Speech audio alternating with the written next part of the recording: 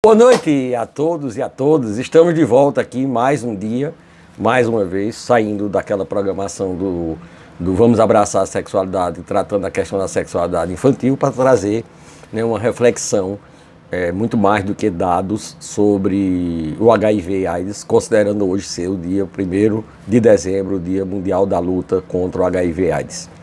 Nesse caso, embora seja ou tivermos que dizer muitas coisas sobre isso, a gente tem que levar em consideração que houve um aumento assustador dos casos da HIV e AIDS, por exemplo. O Brasil, na América Latina, é o primeiro lugar. 45% de novos casos de contaminação do vírus HIV, por um público jovem, que é a preocupação maior que a gente tem que ter, considerando que são esses jovens que serão o futuro de amanhã, e que o vírus não morre. Mesmo com coquetel, a gente não tem ainda uma cura, uma vacina para curar isso. E isso é que é o mais preocupante, porque o coquetel não garante, muita gente às vezes até se confia no coquetel e que não possa se contaminar, e a recontaminação pode acontecer sempre. O coquetel não garante nada. Se exige, como todo mundo, o uso da camisinha como a única prevenção eficaz até o presente momento. E uma outra preocupação são os idosos, porque baseado muitas vezes no mito de que não acontece gravidez, então não precisa usar mais a camisinha. E esse público teve um aumento nesse ano, 2017, de mais de 100% de casos, considerando o público a partir de 60 anos de idade. Isso é muito preocupante. Os dados epidemiológicos apontam que em 2030, mais ou menos, nós teremos quase 70% da população idosa com possibilidade de ter o HIV e AIDS. Se a gente não fizer nada até agora, porque a gente sabe que precisa fazer alguma coisa para tocar a acessibilidade das pessoas. Não adianta a gente estar se baseando, como eu vi depoimentos de jovens nas escolas. Não, eu não uso a camisinha porque já conheço minha namorada, depois de um mês não precisa mais.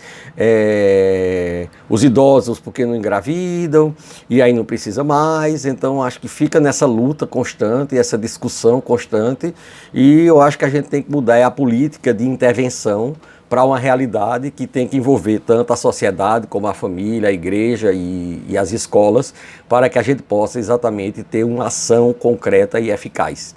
Lembro que quando fiz uma pesquisa com adultos sobre a questão da gravidez, eles diziam que era um ato de irresponsabilidade e imaturidade. Quando eu fui para os jovens fazer a mesma pesquisa para perguntar qual era a opinião deles, eles disseram que era amor.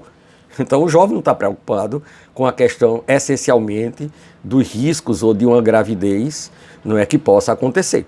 E a gente sabe que o aumento das infecções sexualmente transmissíveis, HIV e AIDS, tem aumentado assustadoramente. Os jovens querem discutir amor, então é o caminho para a gente conseguir atingir essas pessoas.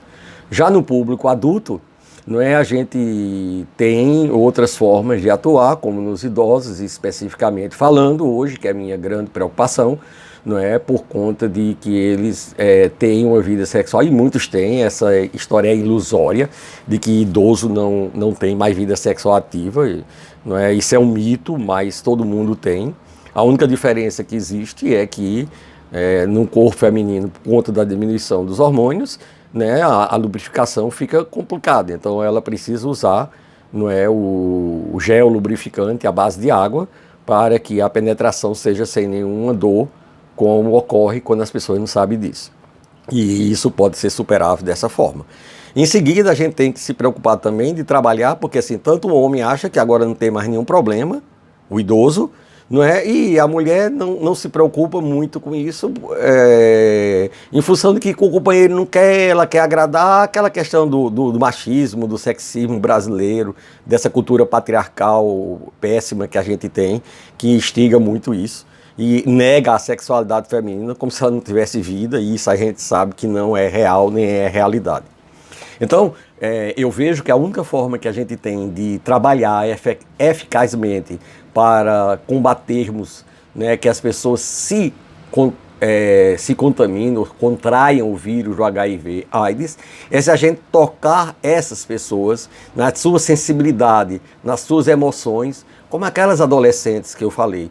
Se a gente não desenvolver uma política pública voltada para essas adolescentes, em cima do que elas acham que é o amor, por acaso, no exemplo, não é? Então a gente refletir o que é o amor, qual é o significado que o amor tem, para poder a gente ver que amor não é riscos também, não é? Amor é felicidade e harmonia e equilíbrio. Então a gente ou passa a partir disso a trabalhar com essas pessoas, ou a gente vai manter uma política constante de distribuição de camisinha, que é importante, não nego, não é? Campanhas que eu também são importantes, eu também não nego, porque isso alerta a população, mas evidentemente que não é, se o jovem chega para dizer que depois de um mês ele já não se preocupa mais, porque a jovem, ele já se conhece, não tem nenhum problema, então a gente está agindo erradamente.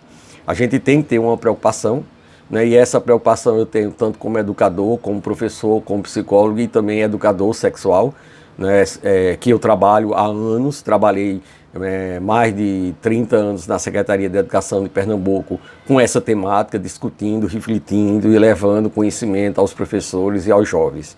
E eu acho que a gente levava não só conhecimento, mas também a gente levava também a compreensão, o empoderamento dessas pessoas e o ressignificado em cima dessa cultura patriarcal que impossibilita esse uso.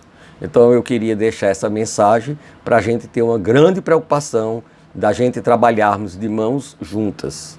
Vão lá no meu canal, se inscrevam, curtam, né, coloquem opiniões, sugestões, perguntas, que na próxima segunda-feira eu posso voltar com outro programa extra para responder a vocês. Boa noite a todas e a todas e um maravilhoso final de semana para todos e todas.